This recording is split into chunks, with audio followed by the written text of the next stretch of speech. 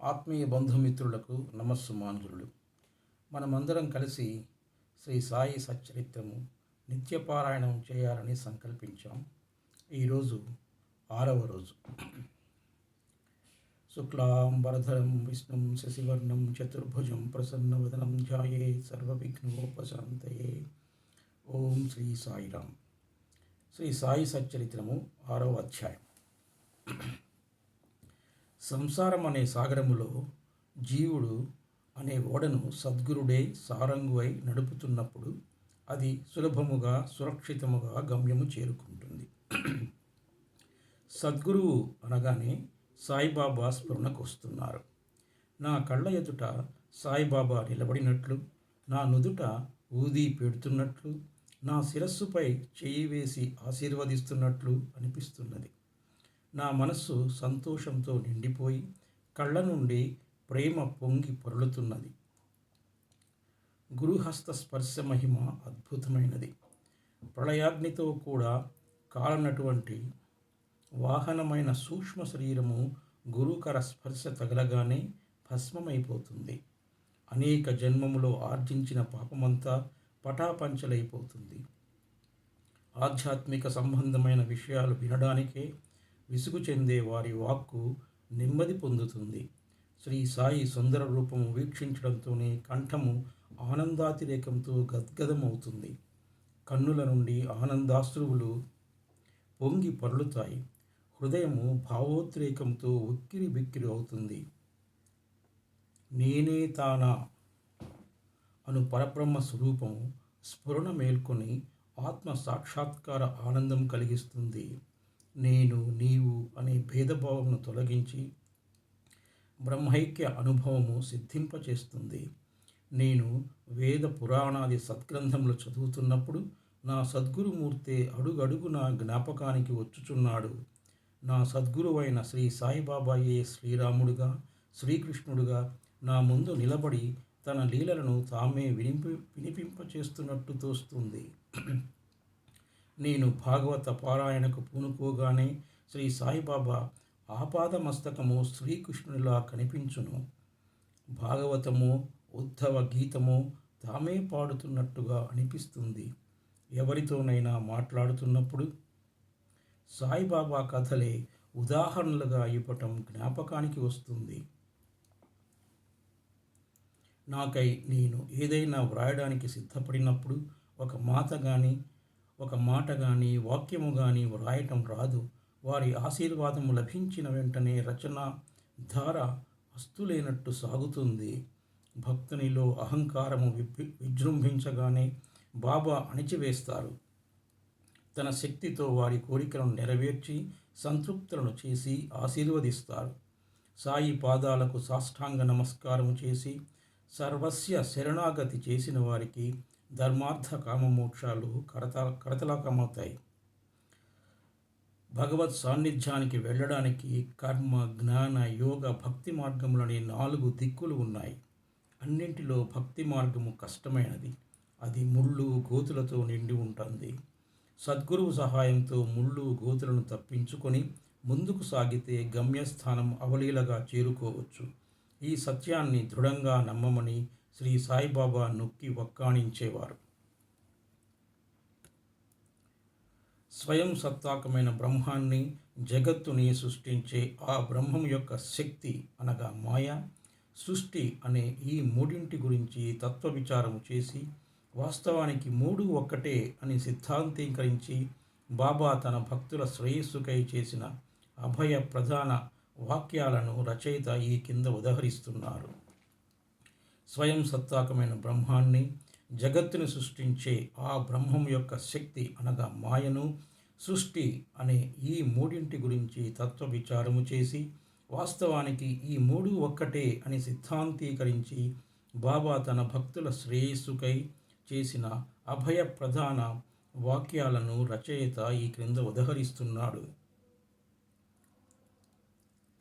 నా భక్తుని ఇంట్లో అన్నము, వస్త్రాలకు ఎప్పుడూ లోటు ఉండదు. నాలోనే మనస్సును నిలిపి భక్తి శ్రద్ధలతో మనస్ఫూర్తిగా నన్నే ఆరాధించేవారి యోగక్షేమాలను నేనే చూసుకుంటాను. కాబట్టి వస్త్రాలు, ఆహారముల కోసము ప్రయాసపడవద్దు. నీకేమైనా కావాలంటే భగవంతుణ్ణి వేడుకో. ప్రపంచంలోని కీర్తి ప్రతిష్టల కోసం ప్రాకులాడటం మాని దైవం యొక్క దర్బారులో మన్ననలు పొందడానికి, భగవంతుని కరుణా కటాక్షాలు సంపాదించడానికి ప్రయత్నించు. ప్రపంచ గౌరవం అనుకునే భ్రమను విడిచిపెట్టు. మనస్సులో ఇష్టదైవం యొక్క ఆకారమును నిలుపుకో. సమస్త ఇంద్రియాలను, మనస్సును భగవంతుని ఆరాధన కోసమే నియమించు.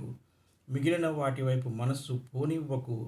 ఎప్పుడూ నన్నే జ్ఞాపకానికి ఉంచుకో.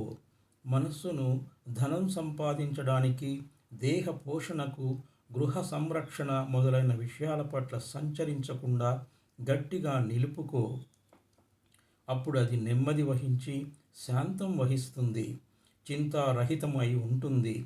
మనస్సు సరి అయిన సాంగత్యంలో ఉన్నదనడానికి ఇదే గుర్తు.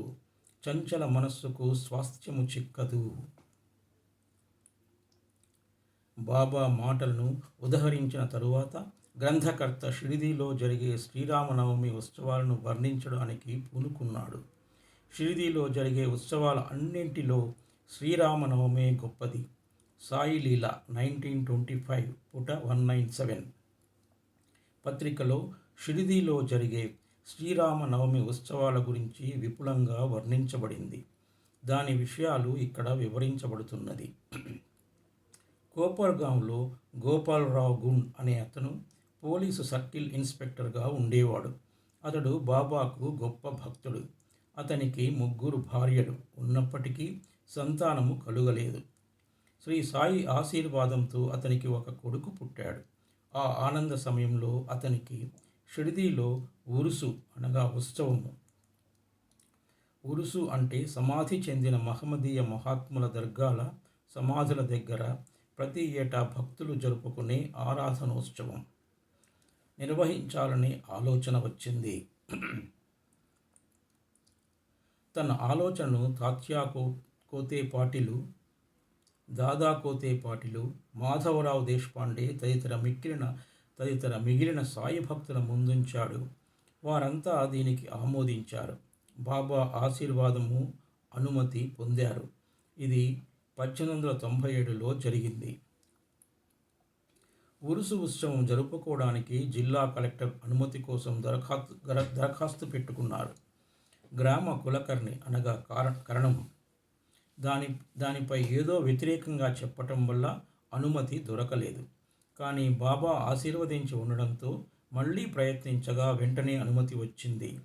బాబా సలహాను అనుసరించి ఉరుసు ఉత్సవాన్ని శ్రీరామనవమి రోజు జరపడానికి నిశ్చయించుకున్నారు. ఈ ఉరుసు ఉత్సవాన్ని జరుపుకోవడంలో హిందూ మహమ్మదీయుల సమైక్యతా భావము బాబా ఉద్దేశము కాబోలు.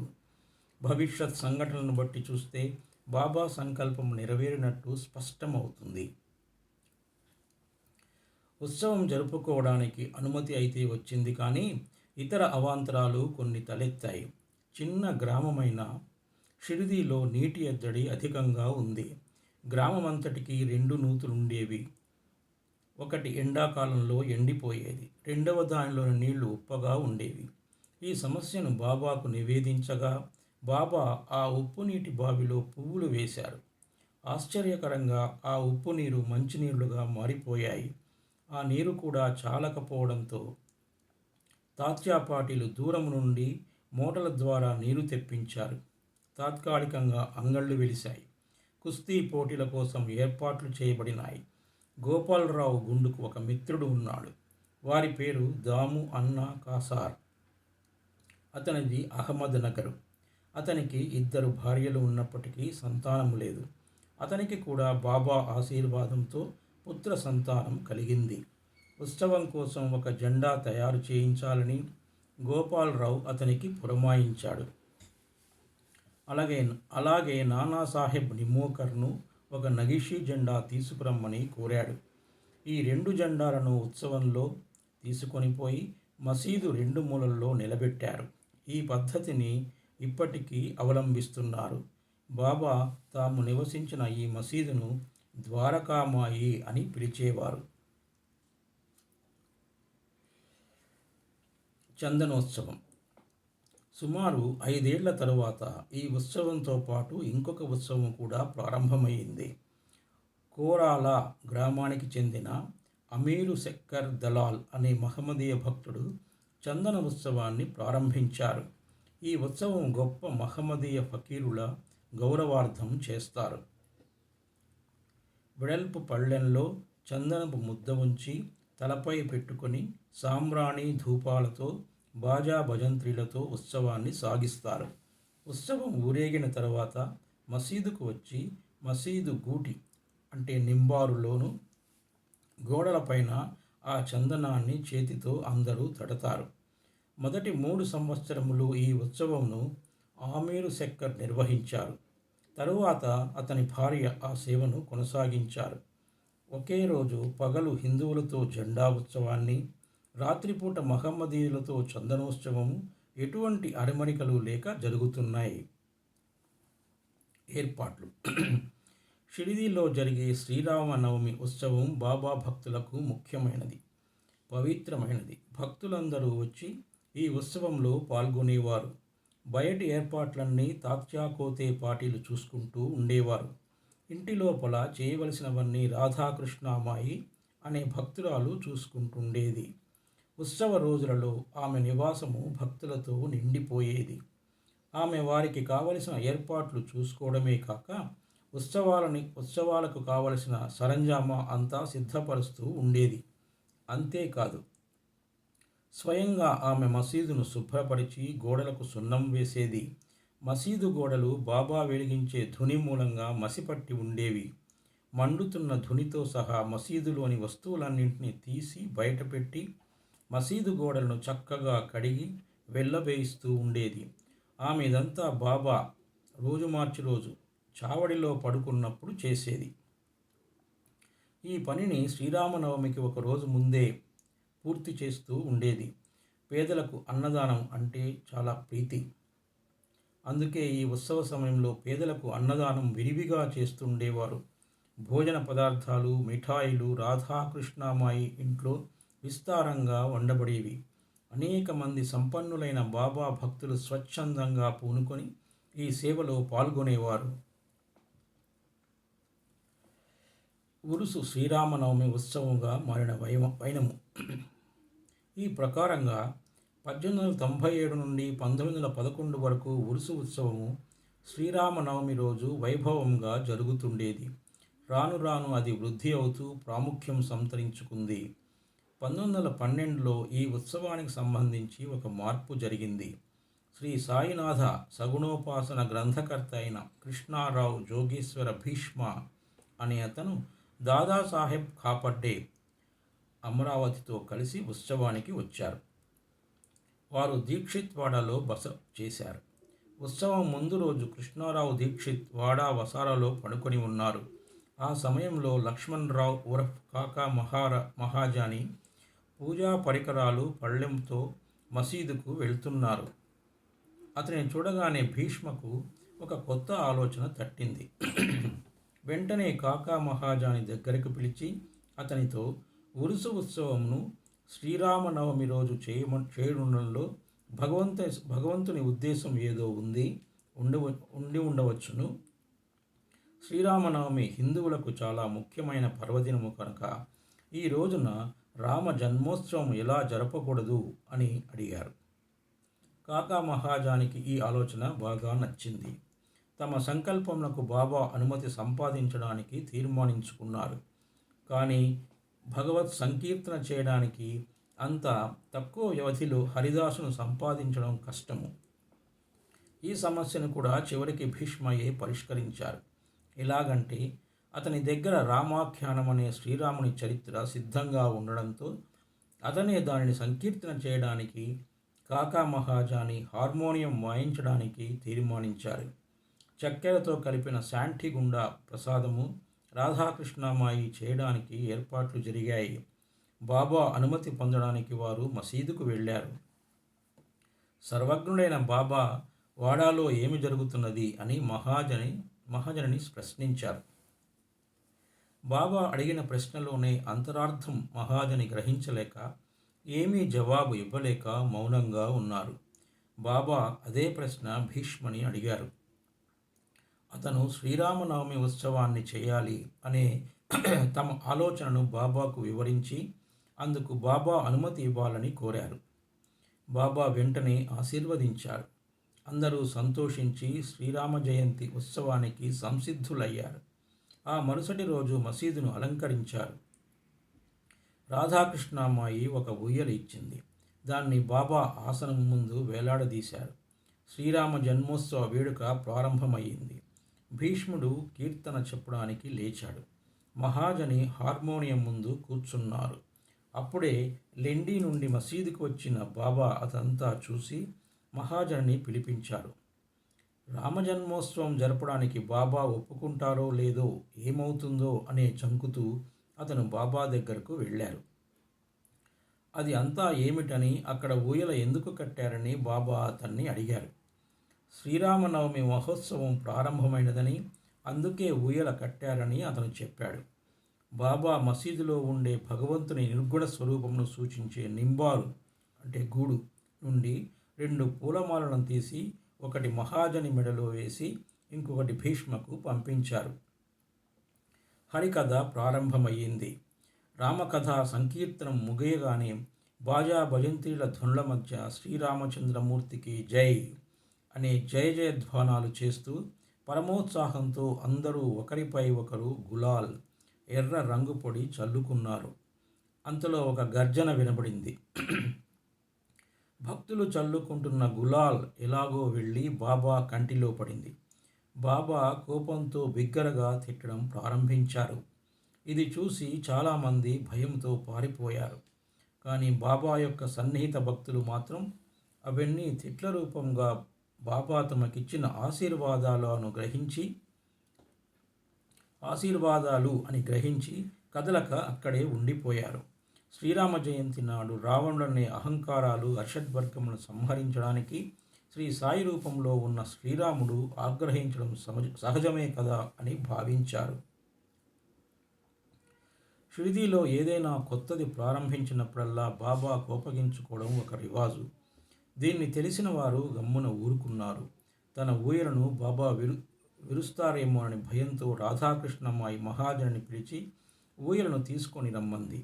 మహాజని వెళ్ళి దాన్ని విచ్చుచుండగా బాబా అతని వద్దకు వచ్చి ఊయలను తీయవద్దని చెప్పారు. కొంతసేపటికి బాబా శాంతించారు.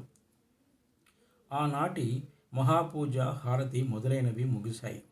సాయంత్రం మహాజని పోయి ఊయలను విప్పుతుండగా ఇంకా దాని అవసరం ఉందని, కనుక దాన్ని విప్పవద్దని బాబా అతన్ని వారించారు. రామనవమి మరుసటి రోజు జరుపు గోపాల కలోత్సవంతో కానీ ఉత్సవం పూర్తి కాదనే విషయము అప్పుడు భక్తులకు స్ఫురించింది. మరునాడు శ్రీకృష్ణ జ్ఞానము రోజు పాటించే కాలాహండి అనే ఉత్సవం జరిపారు. కాలాహండి అంటే నల్లని కుండలో అటుకులు, పెరుగు, ఉప్పు, కారము కలిపి వేలాడకడతారు. హరికథ అయిపోయిన తర్వాత దీన్ని కట్టెతో పగలకొడతారు. రాలిపడిన అటుకులను భక్తులకు ప్రసాదంగా పంచిపెడతారు. శ్రీకృష్ణ పరమాత్ముడు ఈ మాదిరిగానే తన స్నేహితులైన గొల్ల పిల్లవాళ్లకు పంచి పెడుతుండేవారు. ఆ మరుసటి రోజు ఇవన్నీ పూర్తయిన తరువాత ఊయలను విప్పడానికి బాబా సమ్మతించారు. శ్రీరామనవమి వేడుకలు ఈ విధంగా జరిగిపోతుండగా పగటివేళ పతాకోత్సవము, రాత్రిపూట చందనోత్సవము కూడా యథావిధిగా జరిగాయి. ఈ విధంగా ఆనాటి నుండి ఉరుసు ఉత్సవము శ్రీరామనవమి ఉత్సవముగా మారింది. 1913 నుండి శ్రీరామనవమి ఉత్సవంలోని అంశాలు క్రమంగా పెరిగాయి. చైత్ర పాడ్యమి నుండి రాధాకృష్ణమాయి నామ సప్తాహం ప్రారంభిస్తుండేది. భక్తులందరూ వంతుల వారీగా అందులో పాల్గొంటూ ఉండేవారు. ఒక్కొక్కప్పుడు రాధాకృష్ణమాయి కూడా వేకోజామునే భజనలో చేరుతుండేది. శ్రీరామనవమి ఉత్సవాలు దేశమంతటా జరగడంతో హరికథా కాలక్షేపం చేసే హరిదాసులు దొరకడం దుర్లభంగా ఉండేది. శ్రీరామనవమికి 5-6 రోజుల ముందు ఆధునిక తుకారాం అని పిలువబడే బాలాబువా మాలి అనే సంకీర్తనకారుణ్ణి కాకా మహాజని యాదృచ్ఛికంగా కలవడం జరిగింది. శ్రీరామనవమి రోజు సంకీర్తన చేయడానికి మహాజని అతన్ని షిరిడీకి తీసుకువచ్చారు. ఆ మరుసటి సంవత్సరం కూడా అనగా 1914లో తన స్వగ్రామమైన సతారా జిల్లా బృహత్ సిద్ధకవటే గ్రామంలో ప్లేగు వ్యాపించి ఉండడం చేత బాలబువ సతార్కర్ సంకీర్తన కార్యక్రమాలు లేక ఖాళీగా ఉన్నారు. కాకా సాహెబ్ దీక్షిత్ ద్వారా బాబా అనుమతి పొంది అతను షిరిడీ వచ్చి హరికథా సంకీర్తనం చేశారు. బాబా అతన్ని తగినట్లు సత్కరించి 1914 సంవత్సరంలో ప్రతి సంవత్సరం శ్రీరామనవమి రోజు షిరిడీలో సంకీర్తన చేసే బాధ్యతను శ్రీ దాసగుణ మహారాజుకు బాబా అప్పగించడం ద్వారా ఏటేటా ఒక్కొక్క కొత్త హరిదాసును పిలిచే సమస్య శాశ్వతంగా పరిష్కరింపబడింది. 1912 నుండి ఈ ఉత్సవము రాను రాను వృద్ధి చెందుతుండేది. చైత్రశుద్ధ అష్టమి మొదలు ద్వాదశి వరకు షిరిడీ తేనెతుట్టెలా ప్రజలతో కిటకిటలాడుతుండేది. అంగళ్ళ సంఖ్య పెరిగిపోయింది. కుస్తీ పోటీలలో అనేక మంది ప్రముఖ మల్లులు పాల్గొనేవారు. పేదలకు అన్న సంతర్పణ విరివిగా జరుగుతుండేది. వివిధములైన హంగులు అలంకారాలు పెరిగాయి. అలంకరింపబడిన గుర్రము, పల్లకి, రథము, పాత్రలు, వెండి సామానులు, బాల్టీలు, వంట పాత్రలు, పటములు, నిలువుటద్దములు మొదలైనవి బహూకరింపబడ్డాయి. ఉత్సవానికి ఏనుగులు కూడా వచ్చాయి. ఇవన్నీ ఎంత హెచ్చినప్పటికీ సాయిబాబా వీటిని ఏమాత్రం లక్ష్యపెట్టగా యథాపూర్వము నిరాడంబరులై ఉండేవారు. ఈ ఉత్సవంలో గమనించవలసిన ముఖ్య విషయం ఏమిటంటే హిందువులు, మహమ్మదీయులు ఎలాంటి అరమరికలు లేకుండా కలిసిమెలిసి ఉత్సవాలలో పాలు పంచుకునేవారు. ఈనాటి వరకు ఎటువంటి మత కలహాలు షిరిడీలో తలెత్తలేదు. మొదట 5,000 నుండి 7,000 వరకు యాత్రికులు వచ్చేవారు. క్రమంగా ఆ సంఖ్య 75,000కు పెరిగింది. అంత పెద్ద సంఖ్యలో జనాలు గుమికూడినప్పటికీ ఎన్నడూ అంటువ్యాధులు కానీ అల్లర్లు కానీ సంభవించలేదు. మసీదుకు మరమ్మతులు. గోపాలరావు గుండు నాకు ఇంకొక మంచి ఆలోచన తట్టింది. ఉరుసు ఉత్సవం ప్రారంభించిన విధంగానే మసీదును తగినట్లుగా తీర్చిదిద్దవాలని నిశ్చయించుకున్నారు. మసీదు మరమ్మత్తు చేయడానికి రాళ్లను తెప్పించి చెక్కించారు. కానీ ఈ పని బాబా అతనికి నియమించలేదు. నానాసాహెబ్ చాందోర్కర్కు ఆ సేవ లభించింది. రాళ్ల తాపడం చేసే కార్యక్రమం కాకాసాహెబ్ దీక్షిత్కు ఇష్టం లేకపోయింది. కానీ భక్తుడైన మహల్సాపతి కల్పించుకొని ఎలాగో బాబా అనుమతిని పొందారు. బాబా చావిడిలో పడుకున్న ఒక్క రాత్రిలో మసీదు నేలను చక్కని రాళ్లతో తాపడం చేయడం ముగించారు.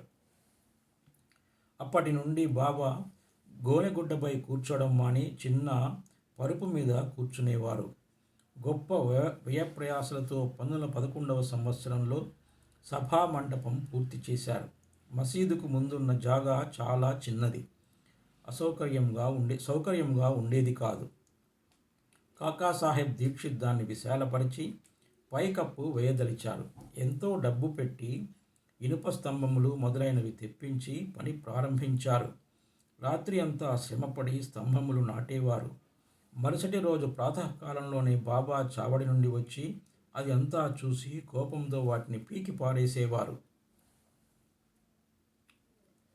ఒకసారి బాబా మిక్కిలి కోపోద్దీపితుడై నాటిన ఇనుప స్తంభాన్ని ఒక చేతితో పెకిలిస్తూ రెండవ చేతితో తాత్యా పాటిల్ పీకను పట్టుకున్నారు. తాత్యా తలపాగాను బలవంతంగా తీసి అగ్గిపుల్లతో నిప్పంటించి ఒక గోతిలో పారేశారు. బాబా నేత్రములు నిప్పు కణముల వలె వెలుగుచుండెను. ఎవరికి బాబా వైపు చూడ్డానికి ధైర్యము చాలలేకపోయింది. అందరూ భయకంపితులయ్యారు. బాబా తన జేబులోంచి ₹1 తీసి అటువైపు విసిరారు. అది శుభ సమయంలో చేసే ఆహుతిలా కనబడింది. తాత్యా కూడా చాలా భయపడ్డారు. తాత్యాకేమి జరుగుతున్నదో ఎవరికీ ఏమీ తెలియకపోయింది. కల్పించుకొని బాబా పట్టు నుండి తాత్యాను విడిపించడానికి ఎవరికీ ధైర్యం చాలలేదు. ఇంతలో కుష్ఠిరోగి బాబా భక్తుడైన భాగోజీ సిండే కొంచెం ధైర్యం కూడగట్టుకొని ముందుకు వెళ్ళగా బాబా వాణ్ణి ఒక పక్కకు త్రోసివేశారు. మాధవరావు సమీపించగా బాబా అతనిపై ఇటుకరాయి విసిరారు. ఎంతమంది ఆ జోలికి పోదలిచారో అందరికీ ఒకే గతి పట్టింది. కానీ కొంతసేపటికి బాబా శాంతించారు. ఒక దుకాణదారుని పిలిపించి వాని దగ్గర నుంచి ఒక నగిషీ జరీపాగా అనుకొని తాత్యాను ప్రత్యేకంగా సత్కరించడానికా అన్నట్టు దాన్ని స్వయంగా తాత్యా తలకు చుట్టాడు. బాబా యొక్క ఈ వింత చర్యను చూసిన వారందరూ ఆశ్చర్యపోయారు. అంత త్వరలో బాబాకి ఎందుకు కోపం వచ్చింది? ఎందుచేత ఈ విధంగా తాత్యాను శిక్షించారు? వారి కోపము తక్షణమే ఎలా చల్లబడింది అని అందరూ ఆలోచనలో పడిపోయారు. బాబా ఒక్కొక్కప్పుడు శాంతిమూర్తి వలె కూర్చొని అత్యంత ప్రేమానురాగంతో మాట్లాడుతూ ఉండేవారు. అంతలో అకారణంగా కోప్పడేవారు. ఇటువంటి సంఘటనలు అనేకము ఉన్నాయి. కానీ ఏది చెప్పవలనే విషయము తేల్చుకోలేకపోతున్నాను. అందుకే నాకు జ్ఞాపకం వచ్చినప్పుడల్లా ఒక్కొక్కటి చెప్తాను. 6వ అధ్యాయం సంపూర్ణం. సర్వే జనా సుఖినో భవంతు. స్వస్తి.